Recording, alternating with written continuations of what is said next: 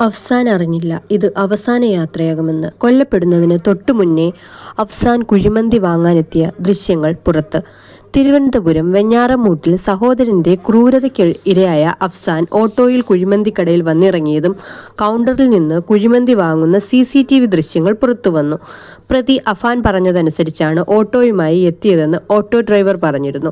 കുഴിമന്തി ലഭിക്കുന്ന കടയിൽ അനുജനെ എത്തിക്കണമെന്നായിരുന്നു അഫാൻ പറഞ്ഞിരുന്നത്. അഫാൻ ബൈക്കിൽ പിന്നാലെ എത്താമെന്നും പറഞ്ഞിരുന്നു. തിങ്കളാഴ്ച വൈകിട്ട് പരീക്ഷ കഴിഞ്ഞ് വീട്ടിലെത്തിയ അഫ്സാൻ ഉമ്മയെ കാണുന്നില്ല എന്ന് പറഞ്ഞ് കരഞ്ഞെന്ന് അയൽവാസി പറയുന്നു. അഫ്സാന്റെ കരച്ചിൽ കേട്ട് അയൽവാസി ഉമ്മയുടെ ഫോണിൽ വിളിച്ചപ്പോൾ ഫോൺ എടുത്തത് അഫാൻ ആയിരുന്നു എന്നാണ് അയൽവാസി പറഞ്ഞത്. അഫാൻ അപ്പോൾ വീട്ടിലില്ലായിരുന്നു. തിരിച്ചെത്തി അനുജനുമായി വീട്ടിലേക്ക് കയറിപ്പോയി. അതിനുശേഷമാണ് ഓട്ടോ വിളിച്ച് പുറത്തേക്ക് പോയത്. പിതാവ് വിദേശത്തായതിനാൽ നല്ല കെയറിംഗ് കൊടുത്തിട്ടാണ് അഫാൻ അഫ്സാനെ സ്നേഹിച്ചത്. അതുപോലെ തന്നെ അഫ്സാന്റെ പഠനകാര്യത്തിൽ അഫാൻ നല്ല രീതിയിൽ ശ്രദ്ധിച്ചിരുന്നു എന്നും പറയപ്പെടുന്നു.